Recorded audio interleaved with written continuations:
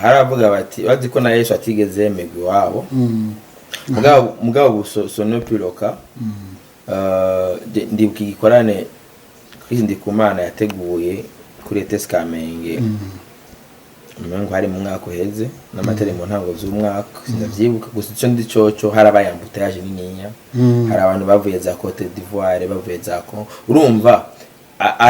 araninjiza n'ingenzi tukuvuga ngo araserukira gusa handi inyuma y'u Burundi igihugu kiravugwa cyane atwaye ijambo ry'Imana Imana ikavuga sivyo igihugu kandi nuko ari nga ingenzi zirinjira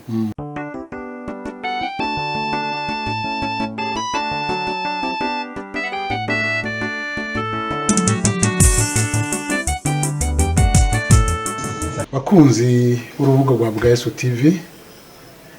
turaramukije amahoro y'Imana. Uyu munsi turafise umutumire hano muri studio ya Bwayesu TV. Hanyuma uwo mutumire sindamuvuga wenyine arivuga kuko arakuze, turamuhaye ikaze. Yabaramukije cyane mama. Amahoro cyane. Ndaho ndashima Imana. Yego ndakubona kabisa. Mwaka mwiza. Watwese kabisa. Yego. Yego. Hanyuma watugendeye uno munsi ku Bwayesu TV. Kandi wagize neza. Yego. Twagomba wanze utwibwire amazina yawe n'uriwe. Yego. Je nitwa Maniragaba Idris. Jo zina fise hama nkaba ndi mwene Nindere basimbisi mbizo Semavumba benshi niryo zina kenshi bakunda kunyita Semavumba niryo narinzi nanje bakunda kunyita mugabo ikintu benshi batazi nuko Semavumba ni sokuruza wanje ndubatse yego umugore umwe hama ndakunda Burundi n'abarundi cyane ndakunda Burundi n'abarundi niyo mpamvu iyo benshi bambaza ati kubera iki witwa Simbizo Semavumba nti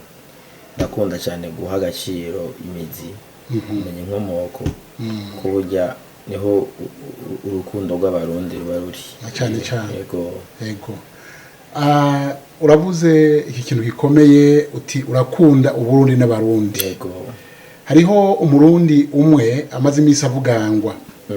Uyo murundi ni umukozi w'Imana yitwa Chris Ndikumana. Yego. Hanyuma kandi turiko turumva Imana iri kuramukoresha ibikomeye bidasanzwe kandi n'umurundi aserukira n'amakungu mu ivuga butumwa. Mbega wo muvuga ko iki? Murakoze cyane kuri ico kibazo. Ikintu cyambere umurundi inavyo nama kenshi iyo ngize amahirwe yo kuronkaho aho novugira ikintu umurundi yitahuye azi cari aba asigwa amavuta canke bakujya kwa Kristo Ndikumana kabisa. Twakuze batubwira yuko Burundi ari umutima wa Afrika. Hama dukura haba ari mu nyigisho cyangwa twagiye twiga hehe na hehe haba muri kahise hehe hose uza gusanga Afrika yamye ari mpetso bavuga ati ngo l'Afrique c'est le berceau de l'humanité. Urumva ubuzima buva muri Afrika. Rero nambo ubuzima buva muri Afrika ubuntu buri muri Afrika hama Uburundi bugaca buba umutima wa Afrika. Urazi yuko iyo umuntu yitavye Imana ntivuga ngo umutwe wahagaze ntivuga ngo amaguru yahagaze bavuga ngo umutima wahagaze cyane gose. Rero ico ni ikintu gihambaye cyane gose abarundi dukwiriye kuzirikana. Ubonye umurundi yitahuwe Imana iri kiramukoresha kuko ujya n'umukozi w'Imana sivyo umukozi w'Imana kandi umukozi w'Imana agira uko buri muntu wese aragira umuhamagaro wiwe cyane gose. Je ndashobora kuba mfise umuhamagaro w'iwanje Imana yamurikira muri uwo muhamagaro simbura baza kungwanya yego ko nukuri ukira gusa kuba gusa Imana yamaze kukumurikira niho abakugwanya baboneka burya hano rero bazi Kristo Ndikumana benshi bafise amavuta nk'aya Kristo bafise ingabire ko iya Kristo Ndikumana afise n'ingabire ko buri muntu wese agira ingabire yiwe cyane gusa ingabire wewe uramenye cyo ikoresha nizataranto zimwe zivuga muri Bibiliya baravuga histoire y'itaranto hariho uw'itaranto afata akayibika hari n'uwundi agerageza akayandaza cyane sivyo hari n'uwundi ayikoresha nabi hari n'uwundi ayikoresha igikenewe rero novuga yuko hajya umukozi w'Imana Kristo Ndikumana yafashe itaranto yiwe ayikoresha ibikenewe hari abantu bashobora kumubona no munsi bijya ariko arakora bagaciye bazana ntihabitanguye Kristo Ndikumana afise imyaka 50 na udugaca usanga harabayemwo ukwihangana hari imisozi myinshi yasimvye hari byamuciye intege mugabo arabandanya gushika naho bicari ivyo rero buri murundi wese yamaze kwitahura akavuga ati iki kintu ndakigumyemo impera n'imperuka ico kintu hagera igihe ryatarari mwakira ko nukuri nuko bimeze abuzoza wumva ngo bagwiza tunga ngo banaka ntibiheraho nyene aba ariho histoire ibiri nyuma y'ivyo byose kugira umubone ameze kujya rero ingwane rero tugira cyo Abarundi bamwe tugomba kugwanya umuntu utabanje kumenya umuzigo atekeye imisumari iri inyuma inkovu ziri inyuma zimuri ko kugira agera hageze n'uburuhe yagize nizo za nkovu nizo ibyo yaciyemwe abaragizemo rero izo nizo niyo ni wa muco mubi tugira wo kwitwararika wa muco w'inzigo wa muco wo guhana amashano wo guhana wa muco wo kwanga mugenzi wawe nuko ageze hakwishimira aho abageze nayo biguhereza ingoga zo kuba nawe wogera cyangwa ukanagera narenze aho babageze bawo kuko iyo ni ubonye je nivyo nabwiye abantu maze kubona ndiko ndabona ibyo Kristo Ndikumana ibikorane byiwe ingena bigenda ingena abantu bamwitabira ingena abantu bazi bakurikira ijambo ryiwe ko nta kindi avuga atari ijambo ni ijambo ijambo ry'Imana ni ijambo ko abantu bamenye yuko umuntu ibiri ku isi byose byaremwe n'ijambo niko ijambo ry'Imana rivuga ibintu byose ni ijambo ibintu byose burya ni ijambo ikintu cyose ubona ni ijambo urakoze aho no munsi kugira tugatako ni igani uko hatangiye kwanza ijambo tukavuga ati umunsi runaka turifuza yuko tubona ko byo byiza mutugendeye muri iryo zavuze ni ijambo riba ryatanguye hari umuntu afata ijambo akariha agaciro n'ubundi akagirengagiza mugabo nka kuba turiko turayaga no munsi ngana uko twaha importance iryo jambo hari abantu rero usanga bafise ingabire y'ijambo rifise inkomezi nibo nyene ni ingabire iyo ni ingabire si kuvuga ngo nanje ngo cyane yadukiza ngene kuba Kristo ingabire atari gwanje si gwanje oya urumva Kristo Ndikumana namba biye bikora nukubona ubushobozi buri mu ngabire yi ko buri muntu wese ngaha ijambo ry'Imana riravuga ati inyoni ntizibiba ariko zirabaho Imana irabaho sibyo ntiyeswe umuntu hari abantu benshi no munsi babayeho mu kuganya benshi ibyo nivyo mwe ugasanga Imana nambe yaremye umuntu amparallel iramuremana n'ikintu kizomubeshaho nuko niyo formule nuko bimeze neza cyane ko Imana ntigeze irema umuntu kugira ngo aze guhangayikira ku isi ibyo nibigaragaza bayo bose barabanye navyo bamwe birabaranira mugabo undi arapersevera mpaka ibigaragaza agira iki akabitsinda bavyo rero hari abantu benshi usanga babandi batitaho ivyabo batitaho yatarana Imana yabahaye batarakire no kuyimenya kuko ari gusanga inyegeje no kugira uzoyimenye nikindi kintu buryo uzorabe kenshi umuntu biramutwara igihe ugira amenye ikintu cyo mubeshaho niba uzosanga nko mu mashuri ugasanga umuntu umwe yarashoboye ugasanga umuhamagaro we kwari gukina agapira Imana ikabimuhezagiriramo muga waragiye kwiga ngo ubuganga naba ducawumva ko arabakeneye kubaho gihutihuti ngana n'ingoga atungi bamusanga umugwayi araje utazanye amafaranga mu gihindahira ubuvuga uti umuntu ndamuvura ari uko mbaza kumuvura kwanza ngo akubwira ati banza ushire amafaranga nga hamanda kuvura sivyo ugasanga n'indahiro kenshi hari abantu benshi banindahiro mu gipolisi mu basirikare ugasanga yagiyeyo kubwo yabonye uwundi ntabwo ndakubwira ati hari umuntu ashobora kuja mwirivuga butumwa kubera abona Kristo Ndikumana atazibanga rya Kristo Ndikumana ijyamugeze cyane ubundi akabona gusa yafule hamubona umusirikare kandi umusirikare afise ibintu byinshi yubase amazu yagize iki utazi ibiri nyuma yiwe kwaje ati nanje nawe umusirikare nzoshika ndonka biki ntuzi incuro yagiye kugwana muri Kongo ntuzi incuro yagiye kuba mutuye ubutumwa bw'amahoro muri za Somalia ntuzi ingene yashoboye kuyungunganya ntakinuzi mwabona gusa cyane umusirikare nanje bijya igisirikare kinga amafaranga abantu benshi rero ibi bintu uzorabe kenshi abantu bakritika kenshi n'abantu batabona ijambo ahubwo babona amafaranga uko nukuri la majorité y'abantu bakritika sababona ububasha bw'ingabire riri mu ijambo rya Kristo Ndikumana urakoze reka gato yenda kubanza yego mbewe Kristo Ndikumana uramuzi ndamubona ndamukurikirana yego nta munsi nimwe murahura nta munsi nimwe turi gaduhura none kubera kuri kwamuvugira ndamuvugira nkuko novugira umurundi uwari we wese afite ingabire nta kintu kirenza ntawenzi ntitwanahura mugabo ndamuvugiye nk'umurundi uwari we ko ibi bishobora kuba kuri Kristo Ndikumana mwivuga buto hari undi muntu bimubako akora ibindi ugasanga n'umuntu Imana iramuhezagiye ugasanga amanywe ngaho Imana iraguhezagiye mu byawe uro musu uruhinguro runini yago go kumesura ukabona tinone ntibamenye yuko wowe watanguye uzimesuza intoke mu nyuma ukagira ku mashine ya mbere cyane yaragwezagiye muri za nkoko zawe cyane ugabona watanguye ku nkoko imwe wibundikira ku cari urondera ibyatsi ushira ngaho no mu makarato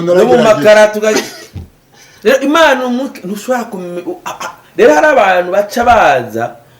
wa munsi nyene hamwe Imana ivuga uti rero ngomba rero wanje ndamwerekane rero nibamenye ndamuhezagire kabisa isi mumenye kuno muntu amuhezagire nibamenye imyaka 100 umaze uri kuragerageza ugwana kugira ugere kuri ico kintu rero urumva uno munsi namba ari niyo ndiko ndavuga kugira abantu bafise ka gatima ako gatima kinzigo kishari yaba ari jewe benshi niyo mitano yafise mugabo Imana yampaye ingabire yo kwishimira ibyo mugenzi wanje agezeko urakoze cyane nkuko bivuze Kristo Ndikumana na jewe ntawe ndabona amaso kuyandi yego mugabo mbona ibikorwa Imana imukoresha yego kandi ndamushikiye kandi ndamukunda yego igitangaje nuko twebwe abarundi tutayiko turashikira turashikira ibikorwa Kristo Ndikumana ariko arakoreshwa n'Imana yego je nabonye ko Kristo Ndikumana ariko aserukira Imana no guserukira igihugu mu bindi bihugu yego rero wewe ubibona gute ibona gute uko ndabibona ni nkuko yino wari ubivuze okay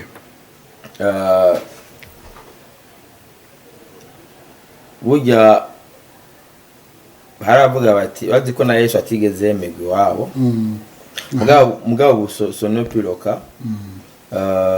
ndibuka igikorane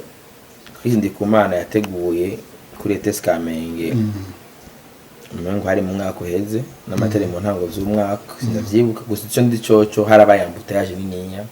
hari abantu bavuye za Cote d'Ivoire bavuye za Congo urumva araningiza n'ingenzi tukuvuga ngo araserukira gusa handi inyuma y'u Burundi igihugu kiravugwa cyane atwaye ijambo ry'Imana Imana ikavuga sivyo igihugu kandi nuko ari nga ingenzi zirinjira igihe gitaramo Kristo Ndikumana yakora igikorane ngaha amahoteli yaruzuye twaronse ingenzi nyinshi urumva mucamake Kristo Ndikumana n'ubutunzi ku gihugu n'ubutunzi igihugu gifite sivyo niyo mpamvu usanga ugana umuntu wo gushikirwa cyane kuko abandi uzoraba abarundi benshi niga ko umurundi amenyekana ku byiza abarundi benshi bazwi ku bantu bishe nibyo usanga abarundi benshi bazwi ku bantu bishe kenshi abarundi batumenya mu bwicanyi n'ubu wogenda kuri Google ukandika Burundi ndaze amakuru menshi azakuza nayo abantu bapfuye tuvugisha ukuri gamara wewe basi abantu bishe ubaheruka ryari bisha apana umuntu yishwe n'ugwiwe nyene gw'akarago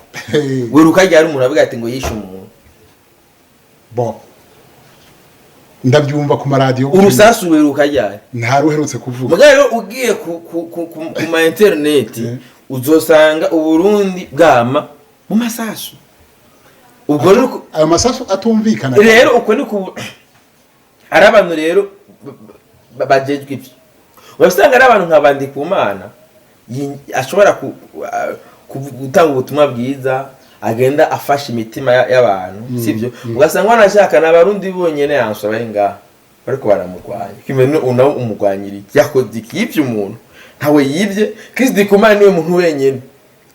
akora igikorani nanatoze n'amashikano cyane gose mbwa abandi nabo ubona uco mwagiriza iki yakoze iki ubundi nako vuga ati basaje kurondera amashikano nta n'amashikano atoza YouTube ya Kristo Kumana ima YouTube akurikiranwa cyane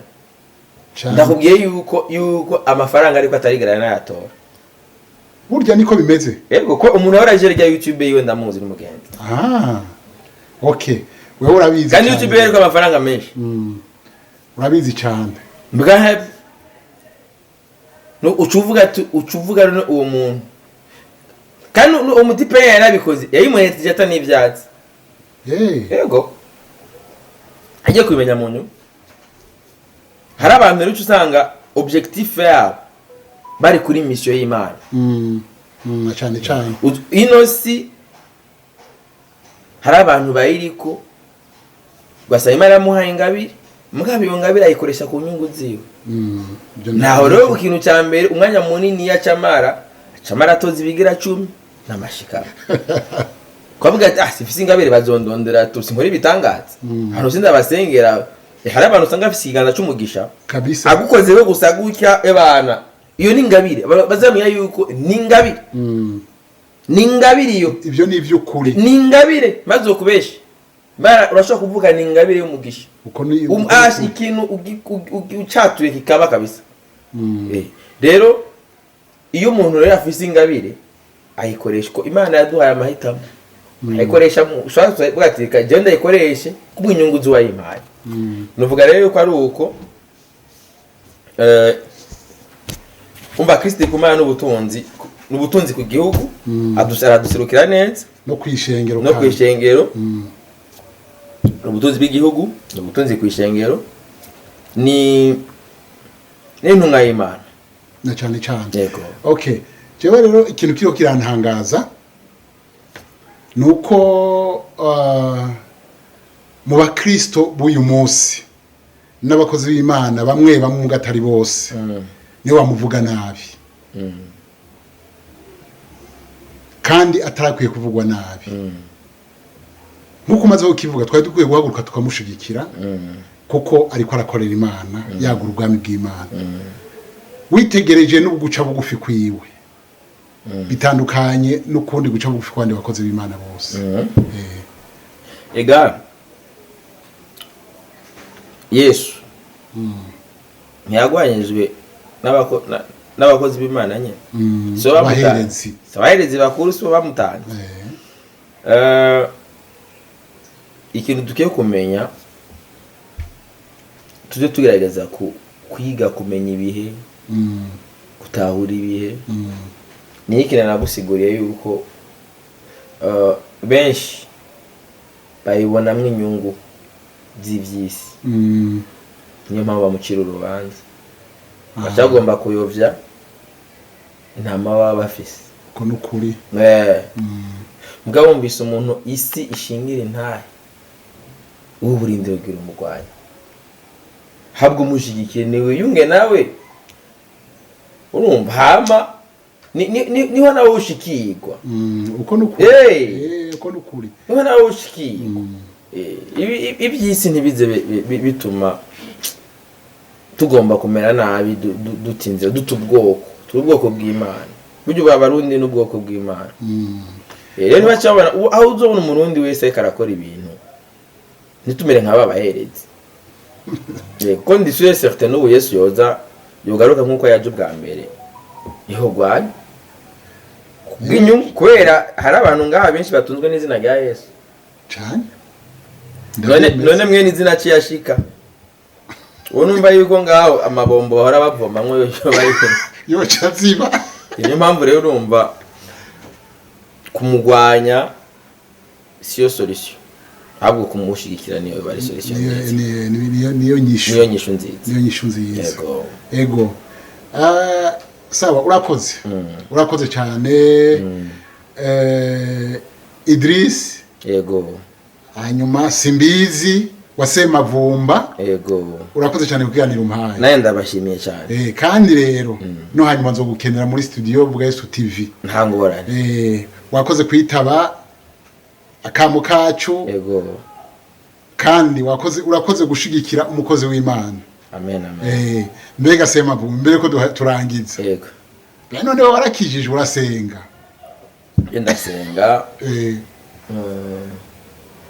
narabatijwe amazi menshi yego narabatijwe mu 2004 naramaze imyaka 20 batijwe reka tuye kwiga turavuga byinshi ndakubaza byinshi yego kandi burya methodiste bugira iri hafi na Anglican ndabizi hafi cyane ndabizi Imana datamushobora byose muri mw'ijuru n'isi arabizi